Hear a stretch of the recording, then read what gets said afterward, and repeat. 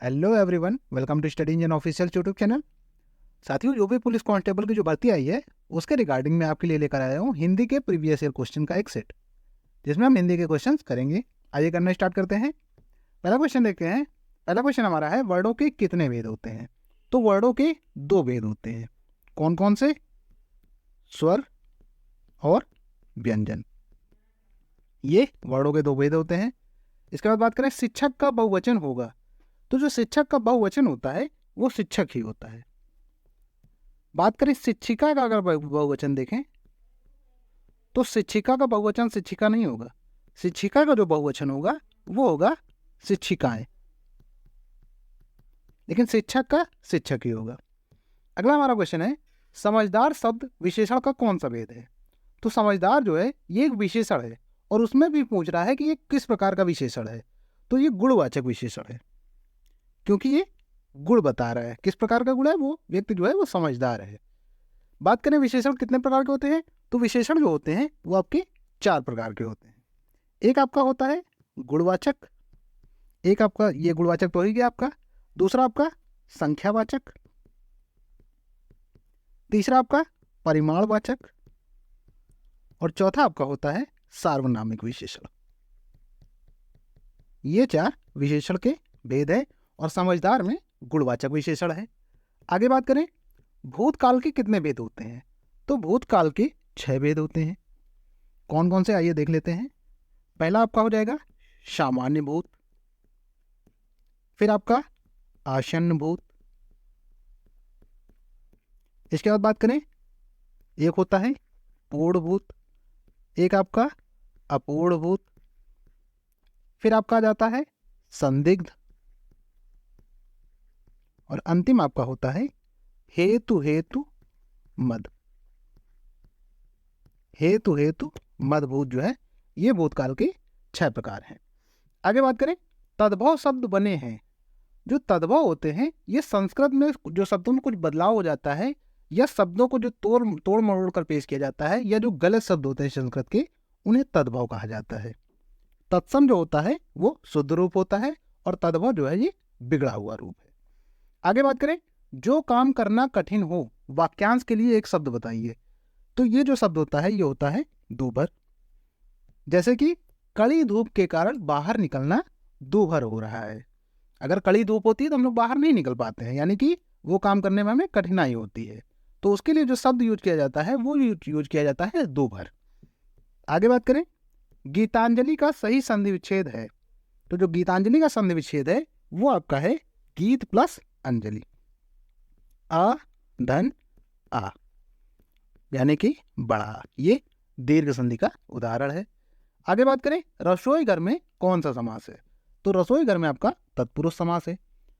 तत्पुरुष समास की विशेषता होती है जो इसका उत्तर पद यानी अंतिम पद जो होता है वो प्रधान होता है। उत्तर पद प्रधान होता है इसमें। और साथ ही साथ जो आपका तत्पुरुष होता है, इसके प्रकार की बात करें तो जो कारक होते हैं उनमें कर्ता और संबोधन कारक को छोड़कर अन्य सभी कारक जो होते हैं वो तत्पुरुष समास के उदाहरण होते हैं। जैसे कि बात करें रसोई घर, रसोई का घर, इस प्रकार से इन्हें विभक्ति के रूप में लिख सकते हैं। तो यहाँ पे रसोई घर में जो है तत्पुरुष समास है। आगे बात करें, घी के दिए जलाना, मुहावरे का अर्थ है घी के दिए यानी खुशी का होता है। तो घी के दिए जलाने मुहावरे का अर्थ जो होगा वो होता है खुशी मनाना। आगे बात करें, काली घटा का घमंड घटा में अलंकार बताइए। देखिए, जब किसी शब्द की बार बार पुनरावृत्ति होती है, एक से अधिक बार, 2 बार जैसे हो रही है, और दोनों के अर्थ अलग अलग हों, तो वहां पर कौन सा अलंकार हो जाता है? वहां यमक अलंकार हो जाता है। कैसे? यहाँ पर जो एक बार काली घटा का प्रयोग हुआ है ये बदली के लिए हुआ है, और दूसरी बार जो हुआ है उसकी जो है घमंड घटा है, यानी कि कम होने के रूप में यूज हुआ था। जैसे कि बात करें, कनक कनकते सौगुनी मादकता दिखाए, वहां पर भी कनक के 2 अलग अलग अर्थ हैं, एक का अर्थ सोना है और एक का अर्थ धतूरा है। इसके बाद हमारा क्वेश्चन आ जाता है, चौपाई के प्रत्येक चरण में कितनी मात्राएं होती हैं? तो चौपाई जो होती हैं इसके प्रत्येक चरण में 16 मात्राएं होती हैं। अगला हमारा क्वेश्चन आ जाता है, जयद्रथ वध किसकी रचना है? तो जयद्रथ वध जो है ये मैथिली शरण गुप्त जी की रचना है। आगे बात करें, अतीत के चलचित्र किसकी रचना है? तो अतीत के चलचित्र जो है ये निबंध संग्रह है महादेवी वर्मा जी का। आगे बात करें, चमक उठी सन 57 में वह तलवार पुरानी थी। उपर्युक्त पंक्ति में कौन सा रस है? तो जो ये पंक्ति लिखी हुई है चमक उठी सन 57 में, वह तलवार पुरानी थी, तो ये आपका रानी लक्ष्मीबाई के लिए लिखी गई थी और उनकी वीरता पे लिखी गई थी। तो इसमें वीर रस है। वीर रस के स्थायी भाव की बात करें तो वो होता है उत्साह। अगला हमारा क्वेश्चन है, भुलक्कड़ शब्द में किस प्रत्यय का प्रयोग हुआ है? प्रत्यय जो होते हैं वो मूल शब्द के अंत में यूज होते हैं, और वहीं उपसर्ग की बात करें तो वो मूल शब्द के पहले उपयोग होते हैं। तो यहाँ पर भुलक्कड़ में जो उपयुक्त हुआ है प्रत्यय वो आपका है अक्कड़।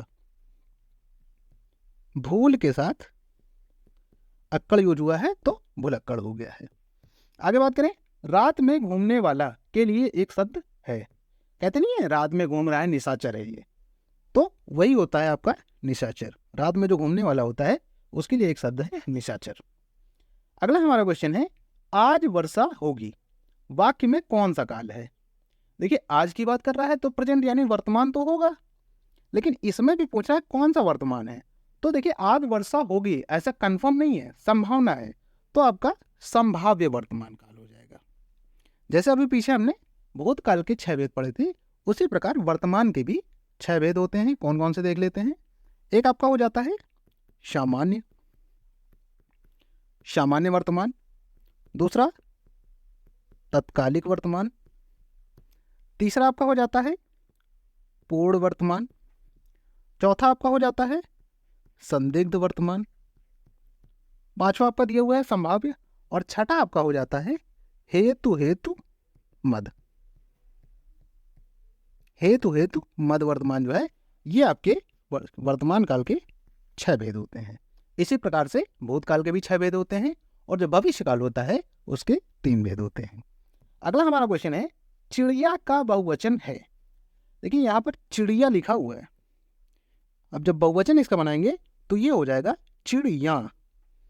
चिड़िया का बहुवचन चिड़िया।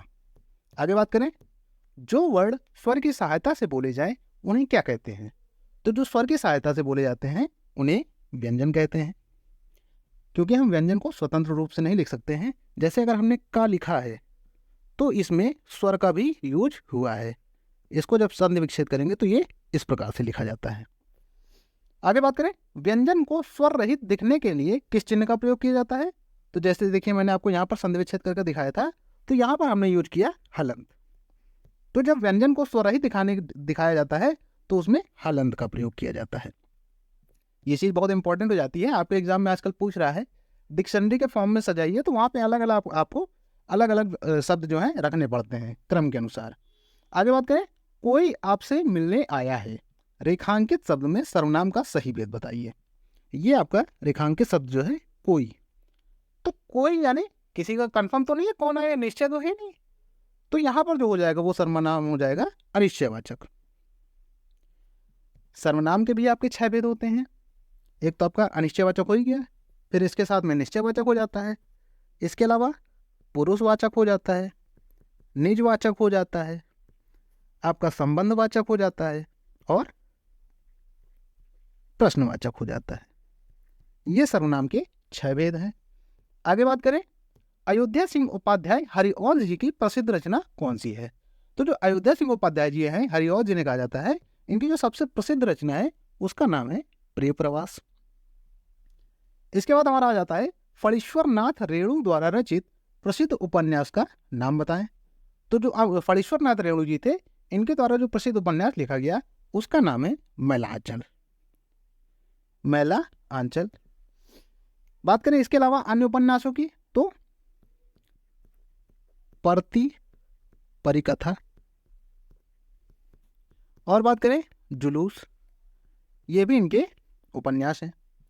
अगला क्वेश्चन हमारा आ जाता है, माखनलाल चतुर्वेदी को किस रचना के लिए साहित्य अकादमी पुरस्कार दिया गया था? तो जो माखनलाल चतुर्वेदी जी थे, इन्हें हिम तरंगिणी के लिए 1955 में साहित्य अकादमी पुरस्कार दिया गया था। और बात करें जो साहित्य अकादमी पुरस्कार था, ये 1955 में ही स्टार्ट हुआ और पहली बार ही माखनलाल चतुर्वेदी जी को दिया गया। तो ये क्वेश्चन आपका स्टैटिक में भी आ सकता है कि जो पहला साहित्य अकादमी पुरस्कार दिया गया वो किसे दिया गया? तो वो दिया गया था माखनलाल चतुर्वेदी जी को। आगे बात करें, घाट घाट का पानी पीना मुहावरे का अर्थ है। आपने सुना होगा लैंग्वेज में, नॉर्मल लैंग्वेज में, कि वो तो बड़ा घाट घाट का पानी पिया हुआ है, यानी कि वो बहुत अनुभवी है। तो घाट घाट का पानी पीना मतलब बहुत अनुभवी होना। अगला हमारा क्वेश्चन है, सन्यासी का विपरीत शब्द है। सन्यासी यानी कि घर बार जो छोड़कर बाहर चले जाते हैं, सन्यास ग्रहण कर लेते हैं, उन्हें सन्यासी कहते हैं। तो उनके लिए जो विपरीत शब्द है वो आपका है गृहस्थ। अगला हमारा क्वेश्चन है, नारीच्छा का संधि विच्छेद है। तो जो नारीच्छा का संधि विच्छेद है वो आपका है नारी इच्छा। अगला क्वेश्चन देखें, मक्षिका का तद्भव है। तद्भव आपको मैंने पहले ही बताया था कि जो तद्भव होता है वो बिगड़ा हुआ रूप होता है, तत्सम आपका शुद्ध रूप होता है। तो जो मक्षिका है इसका जो बिगड़ा हुआ यानी तद्भव रूप है वो आपका है मक्खी। जो मक्खी होती है ये हम लोग जो बोलते हैं, कई लैंग्वेज में हम लोग हिंदी में भी गलत बोलते हैं। जो मक्खी का शुद्ध रूप है वो आपका मक्षिका होता है। मक्षिका इसका तत्सम है और मक्खी तद्भव है। अगला क्वेश्चन हमारा है, राजपुत्र में समास है। राजपुत्र मैंने अभी आपको पीछे बताया कि जो आपका उत्तर पद होता है वो प्रधान होता है, तो कौन सा समास हो जाता है? तत्पुरुष समास हो जाता है। राजपुत्र यानी राजा का पुत्र। अगला हमारा क्वेश्चन है, नाक कटना मुहावरे का अर्थ है। नाक कटने का अर्थ होता है बदनामी होना। कहते नहीं उसने हमारी नाक कटा दी, तो बदनामी हो गई। आगे बात करें, काला अक्षर भैंस बराबर लोकोक्ति का अर्थ है। तो ये होता है पढ़ा लिखा ना होना। काला अक्षर भैंस बराबर पढ़ा लिखा ना होना। अगला हमारा क्वेश्चन है, अद्भुत रस का स्थायी भाव है। तो जो अद्भुत रस होता है उसका स्थायी भाव होता है विस्मय। कहीं आपको आश्चर्य भी मिल जाता है, तो दोनों ही सही हैं, विस्मय या आश्चर्य दोनों एक ही चीज है। अगला हमारा क्वेश्चन है, सोरठा के प्रथम चरण में कितनी मात्राएं होती हैं? तो जो सोरठा होता है ये दोहे का उल्टा होता है। बात करें दोहे में, तो दोहा जो होता है उसमें पहले और तीसरे चरण में 13 मात्राएं होती हैं, पहले तीसरे चरण में, और दूसरा और चौथा चरण जो होता है इसमें 11 मात्राएं होती हैं। सोरठा इसका जस्ट अपोजिट होता है। सोरठा का जो पहला चरण होगा और आपका तीसरा चरण होगा, पहला और तीसरा चरण होगा उसमें 11 मात्राएं होती हैं और दूसरे और चौथे चरण में 13 मात्राएं होती हैं। तो दोहा का उल्टा जो है सोरठा होता है। आगे बात करें, जिसे करना बहुत कठिन हो के लिए एक शब्द होगा। तो जिसे करना बहुत कठिन हो उसके लिए एक शब्द होता है दुष्कर। अगला हमारा है, अपमान में उपसर्ग है। देखिए मैंने आपको अभी पीछे बताया था जो उपसर्ग होते हैं वो मूल शब्द के पहले लगते हैं। तो यहाँ पे मूल शब्द आपका है मान, और इसमें जो उपसर्ग यूज हुआ है वो यूज हुआ है अप। अगला हमारा क्वेश्चन है प्रत्यय से रिलेटेड, घबराहट में प्रत्यय है। तो जो घबराहट में प्रत्यय है वो आपका है आहट। अगला क्वेश्चन देखते हैं, परमार्थ का संधि विच्छेद है। तो परमार्थ का जो संधि विच्छेद है वो आपका है परम धन अर्थ। अगला हमारा क्वेश्चन है, रामधारी सिंह दिनकर को किस कृति पर साहित्य अकादमी पुरस्कार मिला? अभी हमने पीछे माखनलाल चतुर्वेदी जी की बात की थी, उन्हें पहला साहित्य अकादमी पुरस्कार मिला था 1955 में। और जो रामधारी सिंह दिनकर जी हैं इन्हें 1959 में इनकी कृति थी संस्कृत के 4 अध्याय, इसके लिए साहित्य अकादमी पुरस्कार मिला था। अगला हमारा क्वेश्चन है, पद्मावत किसकी रचना है? तो जो पद्मावत है आपने मूवी भी देखी होगी, तो ये जो रचना है ये मलिक मोहम्मद जैसी जी की है। आगे बात करें, भारत भारती के रचनाकार हैं। तो भारत भारती जो लिखी है वो लिखी है मैथिली शरण गुप्त जी ने। और हमारा लास्ट क्वेश्चन है, चंद्रगुप्त जो नाटक है इसके रचयिता कौन है? तो ये आपके हैं जयशंकर प्रसाद। वीडियो आपको पसंद आई हो तो वीडियो को लाइक कर दीजिएगा, शेयर कर दीजिएगा अपने दोस्तों के साथ, और कमेंट करके बताइएगा वीडियो आपको कैसी लगी।